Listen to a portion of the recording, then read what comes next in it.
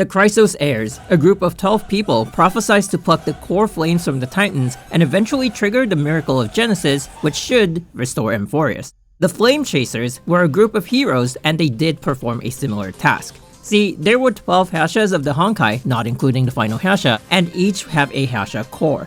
A scientist known as Dr. May created a way to harness the powers of the Hasha cores and turn them into weapons known as Divine Keys. While the Chrysos Heirs seem to need to go on their individual journeys to defeat the 12 Titans and pluck their core flames, which seem to hold a significant role in their stories, the last surviving Moths, who then became known as the Flame Chasers, don't actually place such significance on the Hasha cores, though in essence, their goal of eliminating the 12 Hashas could be seen as a parallel to the goal of defeating the 12 Titans.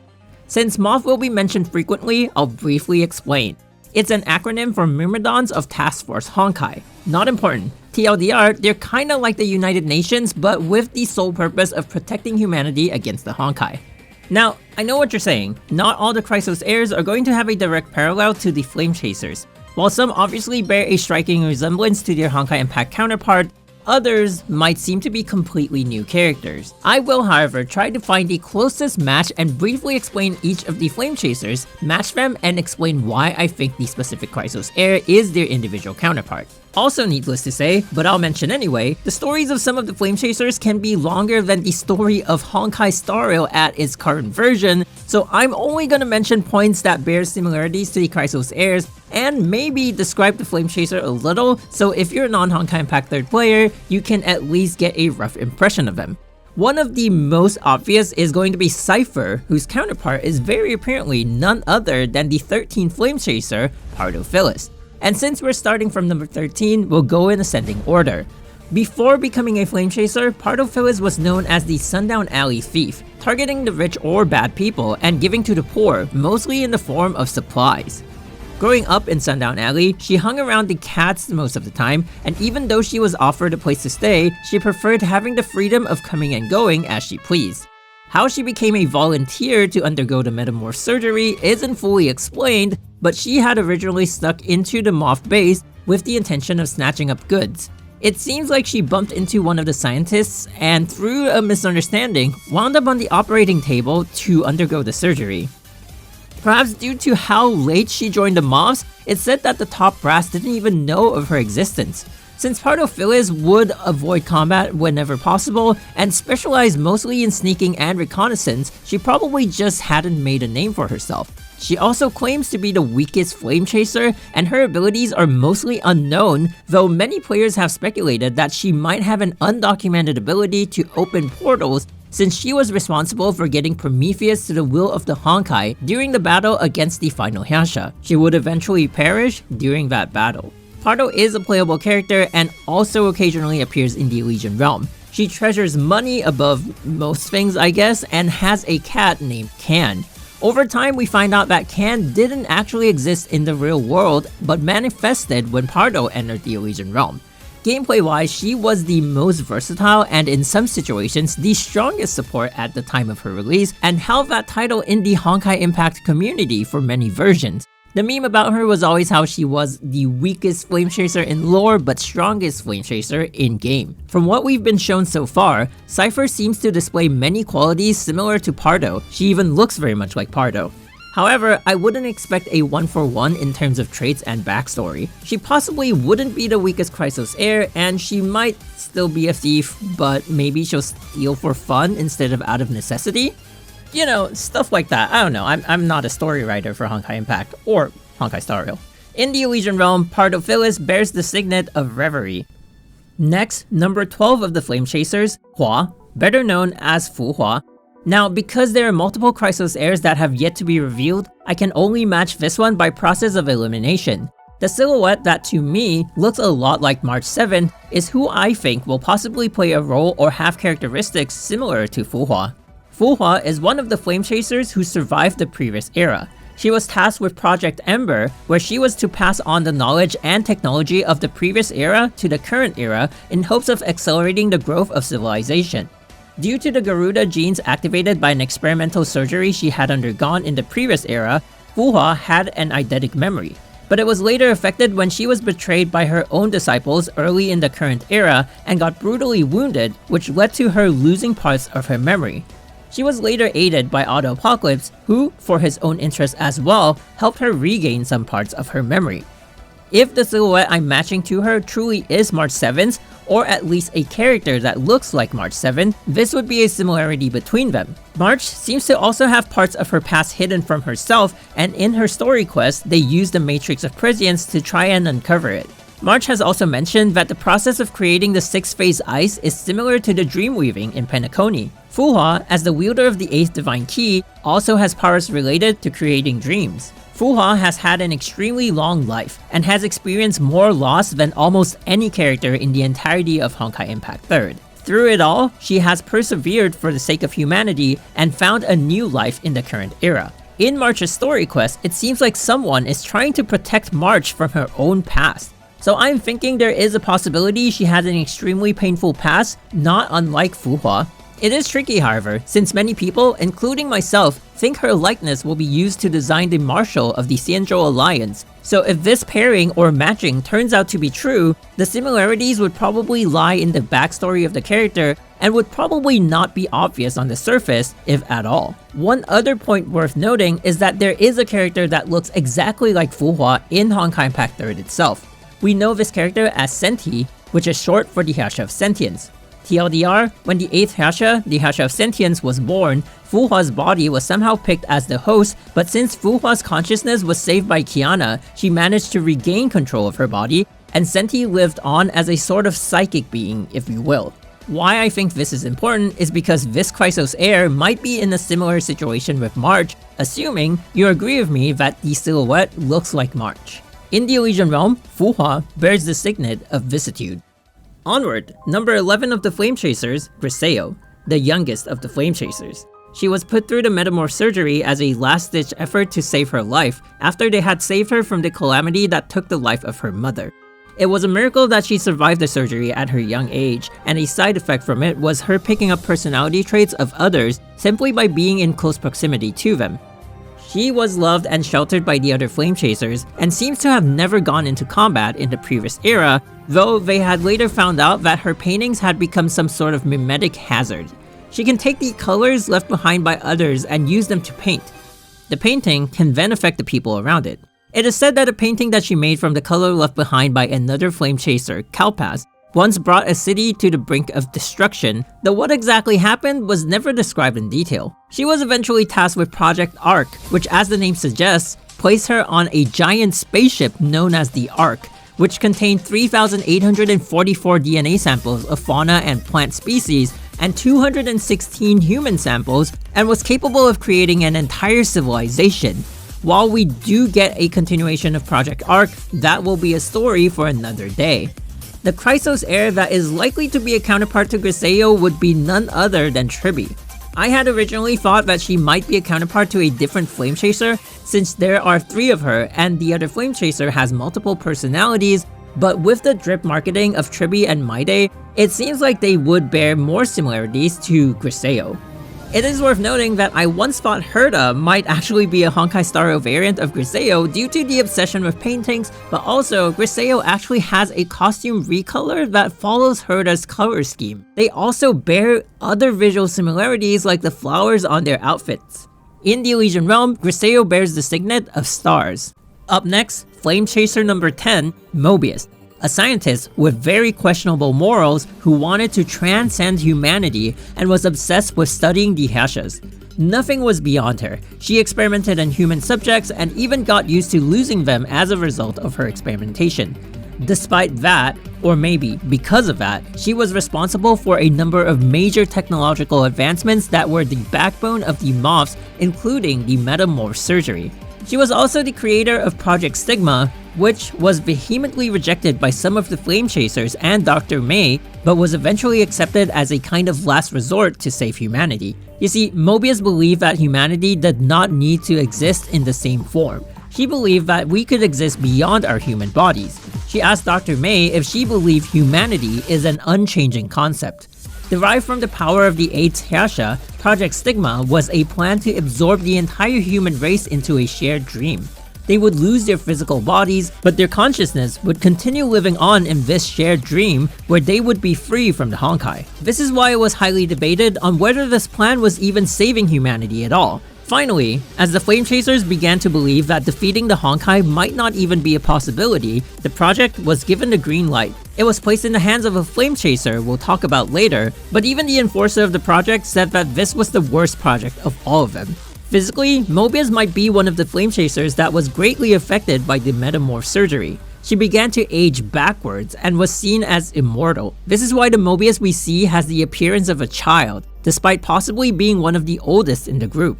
The Chrysos Heir I think is her counterpart is the last silhouette we're shown. Though this is also somewhat by process of elimination, she does seem to be a very young character, and though the other silhouette with the purple background feels a little more sinister, this girl seems to have some patterns on her that match the design of Mobius's costume. Yeah, that's pretty much all I have to go by because, you know, we don't even know anything about this character. All we have is the silhouette. In the Elysian Realm, Mobius bears the signet of infinity. Number 9 of the Flame Chasers, Cosma. Cosma was one of the Flame Chasers who excelled in combat. He was fused with the Honkai beast Vishnu, which had the ability to grow endlessly by devouring other Honkai beasts. It was rumored that there were only 4 members in the Moths who could defeat him.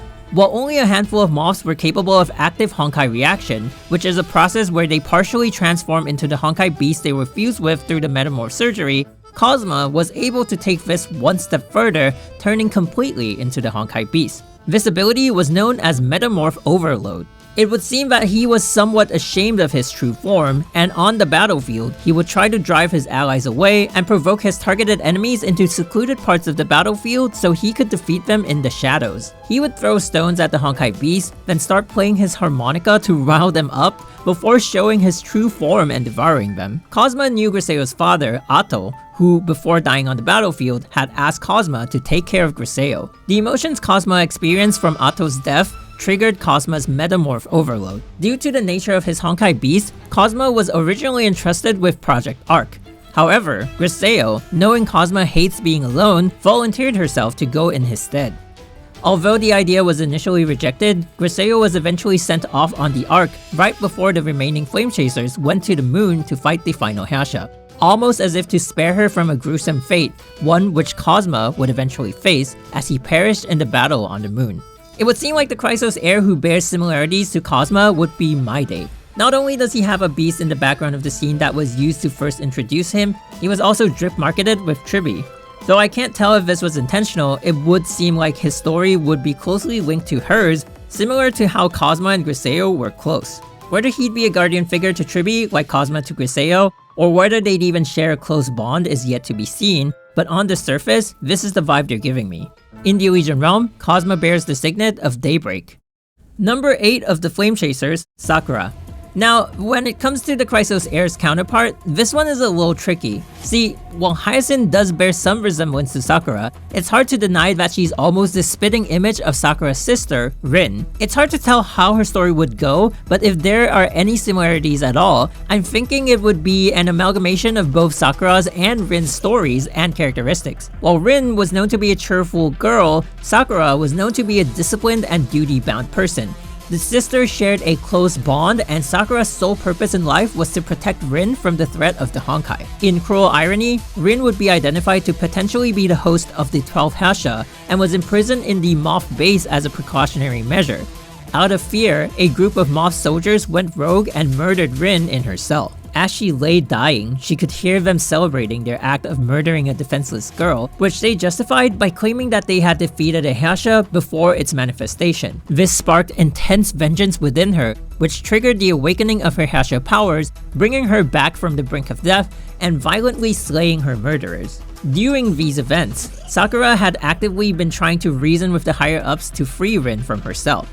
Since none of the pleas had worked, Sakura took the situation into her own hands and sought to break her out. Unfortunately, Sakura was too late, and while the base was put on high alert to contain the situation, Sakura pressed on, believing that she could bring her sister back. The 12th Hasha, also known as the Hasha of Corruption, was more of a virus, capable of infecting anything biological or mechanical. She hijacked the defenses of the Moth base and turned them on the Moths, which would eventually kill Sakura. Along with the use of her powers in her immediate vicinity, the 12 Hasha had also hijacked nuclear bases and destroyed the 3 remaining cities in the previous era, almost wiping out what was left of humanity. Before she could cause more destruction, Dr. May linked her own consciousness to the base and baited the 12 Hasha into a black box where she was sealed. Even though the intention was to turn her into a divine key, she would prove impossible to subdue and would remain in the black box, which would somehow show up 50,000 years later in the current era. In the Elysian realm, Sakura bears the signet of Setsuna, which can be translated to moment. Flame Chaser number 7, Su. He was a doctor before joining the Moths and one of the 2 Flame Chasers to develop psychic abilities. Su is able to telepathically communicate with others, but also, should the host consent, he would be able to take control of their body, as he had done so in the past with a Flame Chaser more gifted in the field of combat, who was rendered immobile in battle at the time. Due to his field of research, he was the original enforcer of Project Stigma, but knowing it would eat away at his conscience, the project was reassigned to another Flame Chaser who was his close friend and had volunteered to be the enforcer of the project instead. At the same time, Su would be reassigned to Project Veluca. He would use the second divine key, the Cosmic Juggernaut, to peer into countless other parallel universes on the imaginary tree in hopes of finding one that was capable of defeating the Honkai. Su's quest would last even till the current era, where he would pass his best findings to Durandal, the strongest Valkyrie in the current era. After doing so, he considered Project Veluca to be complete, and decided to sink to the depths of the Sea of Quanta, where he would try to reach the afterlife. He somehow wound up in a realm beyond any known to us. We last saw Su in part 1.5 of the main story, where he reached out to Fuhua to lend her his aid. The Chrysos Heir that seems to be the best fit as Su's counterpart is none other than Anaxagoras. Though we don't know much of his character yet, he does bear some physical resemblance to Su. While Su would keep both his eyes closed unless he was about to get into a serious fight, Anaxagoras seems to have an eye patch and what seems to be the design of an eye over it. They might share the belief of relying more on their mind's eye over the physical one. In the Elysian realm, Su bears the signet of Bodhi, which can be translated to enlightenment. Ranked number 6 in the Flame Chasers, we have Kalpas, a character who wears a mask all the time and fights with scorching flames. I'm sure we can all agree that there is one silhouette in the lineup that bears at least some resemblance to him. Yep, none other than the one that seems to wear a mask and has flames in their hands. Kalpas was able to go toe-to-toe with one of the Moths even before he underwent the metamorph surgery. It is hinted in his remembrance vessel that he might not have been entirely human, which piqued the interest of Dr. Mobius, though this was never confirmed. In terms of raw combat power, he might have ranked 3rd in the Moths. He reveled in the heat of combat and was quick to challenge others to a fight. Even within the Moths, he was considered to be dangerous, which is why there were multiple safeguards placed around him to prevent him from going out of control. Despite his violent tendencies, deep down, Kalpas was actually a very caring guy. He cared deeply for the ones close to him, but would show his grief for those he lost in his own fiery ways. Before joining the Moths, he helped out in an orphanage in Sundown Alley. Like some of the other Flame Chasers who went to the moon, Kalpas perished in the battle against the final Hasha. In the Elysian realm, Kalpas bears the signet of Decimation. Holding the number 5 in the Flame Chasers is Vil V. She was an inventor who had split personalities and was responsible for creating most of the divine keys. The split personalities were a side effect from the metamorph surgery, which resulted in her splitting her mind into 8 different parts, each having a different task and communicating with one another through a message board. Instead of turning all the divine keys into weapons for the Moths to use directly against the Honkai, Vil V was also known for her over-the-top designs, making the second divine key a train, and giving the Moths a preview for her design for the fourth divine key, which was going to be a satellite. This preview got her engineering budget cut by 80%. Later on, Vil V did start showing more consideration to her designs, and this newfound conscience was probably due to the fact that the nukes hijacked by the 12 Hasha, responsible for destroying 3 entire cities and all their inhabitants, were designed by Vil V, and she felt that all their blood was on her hands. She repurposed the 5th divine key from a weapon of mass destruction to the hibernation pods we know today, which helped the remaining Flame Chasers live on to the current era. My guess is that the Chrysos Heir in this purple silhouette will be the counterpart to Vil V. Honestly, since we don't know much about the Chrysos Heir and even less about the ones in the silhouettes, I could really only go by one similarity shared between the two, and that is the pattern right here. I don't know if this is going to be revealed as hair or a hood or something else, but at least for now, it kinda looks like Vil V's hair. If the character in the silhouette happens to really be Vil V's counterpart, it's likely she'll be an inventor who would have designed and created mechanisms or machines in Amphoreus. That, or she might have an over-the-top personality who enjoys performing, or she might have multiple personalities. Could be one of these, could be none of these, or could be all of them combined. It's worth noting that in the Elysian realm, Vil V was kind of an antagonist, but we later found out that was only one of her personalities, and we sought the help of her main personality to deal with the villainous Vil V. In the Elysian realm, Vil V bears the signet of Helix. Down to the final four, starting with Eden. Eden was a famous singer before joining the Moths. As humanity was getting wiped out in the war with the Honkai, and all resources went into the war, she felt that she could still do her part as a soldier. Despite being a singer prior to joining the Moths, Eden led on the front lines in the war against the Honkai, and was actually deemed to be quite powerful. She was the original wielder of the 9th Divine Key, previously known as Cosmic Harmony, but currently known as the Star of Eden. If that name rings a bell, it's probably because it is the primary weapon of Welt Yang, or at least a copy of it, though he did own the real thing at one point in time. Already being wealthy from before becoming a Flame Chaser, Eden would often give out expensive gifts to the other Flame Chasers, especially when she was drunk.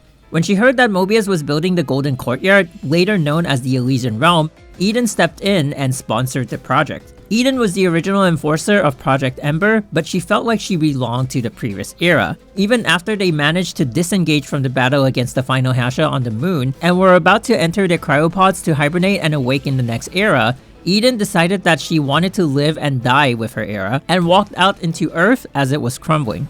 That was the last anyone had ever seen of her. Though I think some players have a different idea of who her counterpart would be, I'm inclined to think Aglaia would hold the most similarities to Eden. She not only has her elegance and grace, she also seems to have the title of the Gold Weaver. In the Elysian Realm, Eden bears the signet of Gold.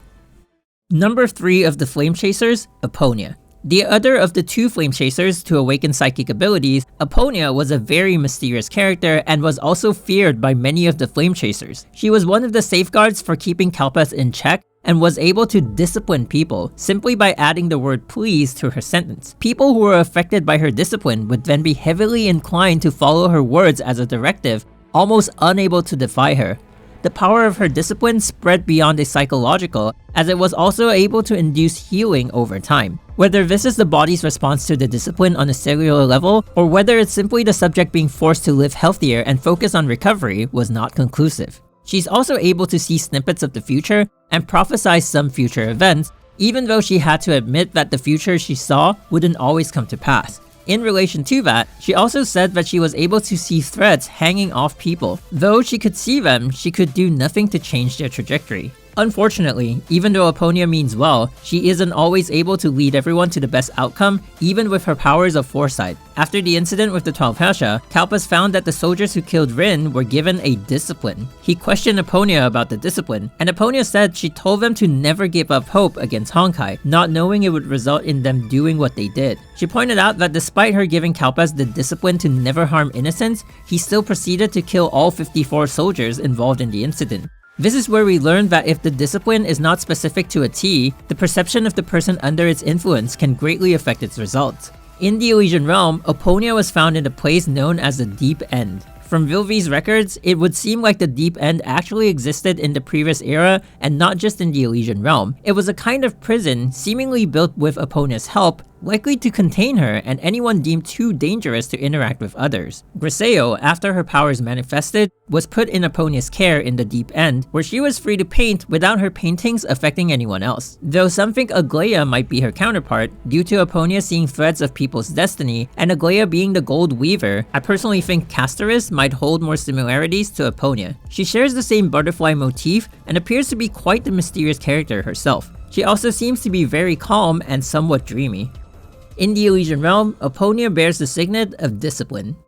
Number 2 of the Flame Chasers is none other than Alisia. I think it's glaringly obvious that everyone thinks Cyrene will be Alisia's counterpart, or variant if you will. Alisia was the one who formed a group known as the 13 Flame Chasers, and was also the one who assigned them their numbers. She was known to be a flirty individual, and had built close relationships with all the Flame Chasers.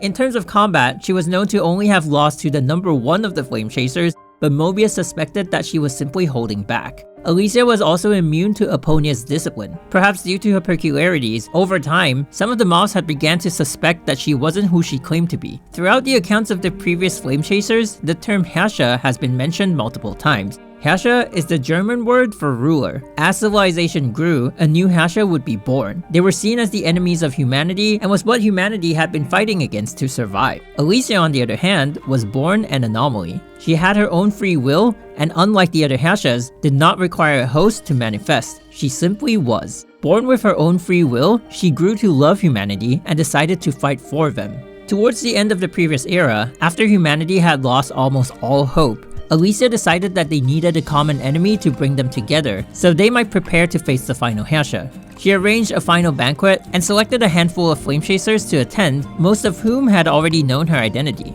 Even though the rest of the world would come to believe that the hero of humanity had vanquished the 13 Herrscher and united them all, the truth was in fact that Alisia, the Herrscher of Origin, had sacrificed herself and returned to the source.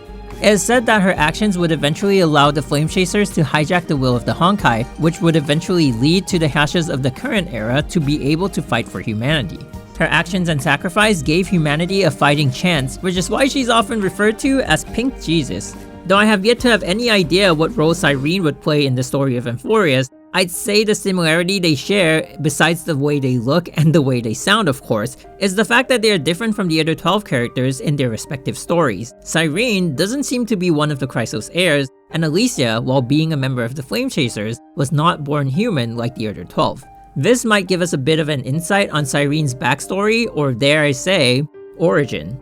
In the Elysian realm, Alisia bears the signet of ego.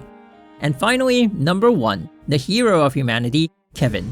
From back in school, Kevin was best friends with Sue and was in a romantic relationship with May, who would later be addressed as Dr. May. He was a cheerful teenager, but as the war against the Honkai raged on, he would gradually become a cold and cynical man. Due to her research, May was recruited into MOF, and Kevin followed, volunteering to be a soldier. While May was a genius and naturally gifted in her field of research, Kevin was naturally gifted as a soldier. He led the charge in major battles and was able to defeat the Herrschers even before being genetically modified. Among the enemies that spawned from the Honkai, a Herrscher would, in a manner of speaking, select a human host with high Honkai adaptability, and their strong negative emotions would cause the core to manifest. They have unworldly powers and could control not only their respective element, but also the Honkai beasts around them and coordinate attacks. TLDR, Herrschers themselves are beings of great power, so defeating them would require vast amounts of resources and probably powerful individuals like Kevin. One of the reasons Kevin grew increasingly cold and cynical was because his comrades were the ones awakening as Herrschers, and he had to be the one to take them out. The 7th Herrscher, the Herrscher of Flames, was no exception. She was the former leader of Squad 5, an ally to Kevin and mentor to Hua at the time. Due to her immense power, Dr. May suggested that they use the metamorph surgery, which at the time had a success rate of 0%. Despite the non-existent chance of success, Kevin fearlessly accepted. When asked why he didn't even hesitate, he simply said it's because he trusts Dr. May. Kevin became the first successful mantis. The success of Kevin's surgery paved the way for humanity. The fusion factor chosen was Parvati, which gave him great ice powers. With his newfound powers, Kevin managed to defeat the 7th Herrscher, whose core would later be turned into the 7th Divine Key, the Judgment of Shamash. As a side effect of the surgery, Kevin's body temperature dropped to minus 30 degrees Celsius. Unfortunately, this meant he could no longer experience the warmth of physical embrace.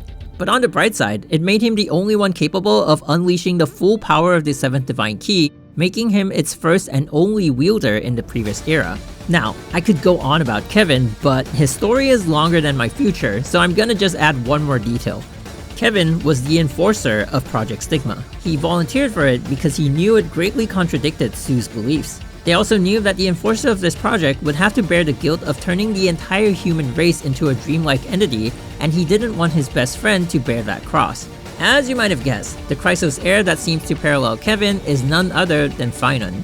Yet again, a character that bears a striking resemblance to their Honkai Impact 3rd counterpart. He also uses a greatsword, not unlike Kevin, and as prophesied, the Nameless King ascends the throne alongside countless heroes to embark on the grand mission of deliverance. In the Elysian realm, Kevin bears the signet of deliverance. And there we have it. I hope this video has been useful, especially if you don't play Honkai Impact 3rd. For those of you who do, well, even if you don't, do you agree with my pairings? If you have your own idea of who's who, please share them in the comments. I know there's much more detail to go into when it comes to the Flame Chasers, but I tried my best to condense their stories and also pull out the points that are most prominent to each character in relation to what little we've seen of the Chrysos Heirs. I'm curious to see how this holds up as we begin to see more of Amphoreus. Also, just as an FYI, I was recording this video before Amphoreus came out, but at the time of finishing it, Amphoreus has already come out, but I haven't played it yet. So, who knows, I might be proven wrong on some points, like right off the bat.